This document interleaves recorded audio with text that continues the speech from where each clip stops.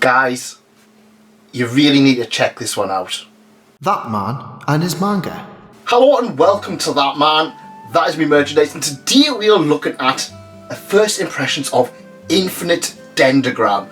Now, I say first impressions, I'm not gonna lie, this is the second time I've actually read this one. Originally I read Infinite Dendrogram, the first 3 volumes, about 2 or 3 years ago while everybody was on, well, lockdown. And I enjoyed it. I just felt that I kept getting pulled out of it.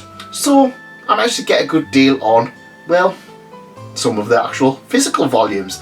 And, you know, J-Novel Club do such nice releases. I thought I liked it enough that I at least wanted to try it.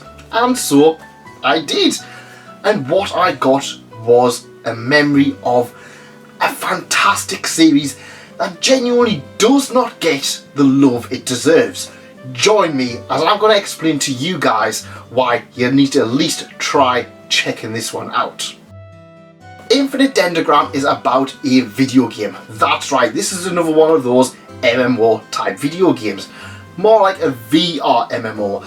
And this is the ultimate high-tech, ultimate game that defies reality. A game of infinite possibilities. That's right. So what happens with Infinite Dendrogram is they try to make things as kind of realistic as possible while also giving everybody as much scope and chances to do pretty much anything. If you just want to go on and have a little bit of a chill with friends, you can do that. But if you also want to go and have an in-depth experience, you can also do that too. And that's one of the things I really liked about this. Now, one of the things that we always get with a lot of these gaming kind of MMO, even some isekai titles, is, well, we get that whole feeling of, well, these characters, well, they're just NPCs, it doesn't really matter. In fact, with Infinite Dendrogram, all of the NPCs are considered valuable. Much like in the real life, if an NPC dies, they're dead forever. So yeah, that has made things a little bit more interesting. To give a little bit of a backstory is that one of the kingdoms, well, one of the starter kingdoms, they're not doing too well. A previous in-game event has pretty much decimated a lot of their kingdom. So they're now trying to get more people onto their side. And I really like that aspect of that. I really like the idea that when we start off, the kingdom is in pretty much disarray. The king has been killed, a lot of the high-ranking commanders and knights have already been killed off, and our protagonist, Reese Darling, he ends up in a slightly interesting plot in that one of the knight commanders, her sister, has mysteriously disappeared and she's going to be in a bit of trouble. It starts off like pretty much any other kind of starter RPG, MMO quest. Oh, sister needs saving. Oh, well, yeah, you go save her. Except there's some very powerful boss type monsters in that area, which shouldn't be. So, yeah. Now, one of the other things that this series really prides itself with is the Embryo system. So this Embryo system is, well, to put it simply, if you've played Xenoblade Chronicles 2, you know, one of the best RPGs over the last few years, you're going to have a bit of familiarity because these embryos, they grow on your hands and, well, what is born out of them is something reflecting yourself. And this main embryo, the main embryo for the main character, just so happens to be a girl who can turn into a sword. That's right, I've certainly seen that somewhere before. And there's many types of embryos. In fact, every player character gets their own embryo, each of which, like I said, reflects their personality. So it's rather interesting, and we do get a lot of interesting things from it. Much like stuff like devil fruits or stands or even quirks, there is a lot of ridiculous, over-the-top things to come out of this series, and it's all the more better for that. So we have our main protagonist who, I'm not gonna lie, he is your typical goody two-shoes protagonist. However, with it being a game, kind of understand it. Some people are going to play the game, they're going to be really horrible in the game, they're going to, oh, I'll just kill off the NPCs, right? Other people are going to be genuinely that goody person who wants to have the best possible outcome. The main character is the latter, and that's absolutely fine. Of course, you're going to get a lot of things where a lot of interesting things happen to the main character because, hey, it's a light novel, you've got to be hooked. And in some ways it's kind of, it feels a little bit too convenient, but then you've got to keep things interesting, and it kind of works for the better. Now, one of the things I do want to mention is that I've only read volume 1, 2 and previously 3, and I've noticed that there is a huge emphasis on character building, to the fact that some people have mentioned that in later volumes it will just introduce new characters and focus on them. You will get entire volumes that are essentially side stories building up other characters. But considering pretty much the first volume is spent introducing this world and building things up, building almost anything up that you can think of, this to me is something to be excited about, because if it can continue building the world like it's done in this first volume, I'm really hyped to see where it goes next.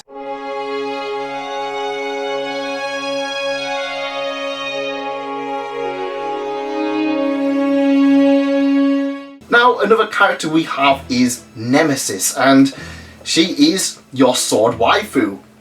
And again, she's pretty fun. I thought it quite interesting that she's born from Rei's kind of personality, and yeah, she's a little bit down to earth. She is kind of your badass girl, waifu talking character, and yeah, I kind of can understand that. I can kind of see where it's coming from. In fact, this is one of the characters that I was more than happy to buy a Nendroid of when they released the Nendroid of a few years, because she is genuinely a fun character.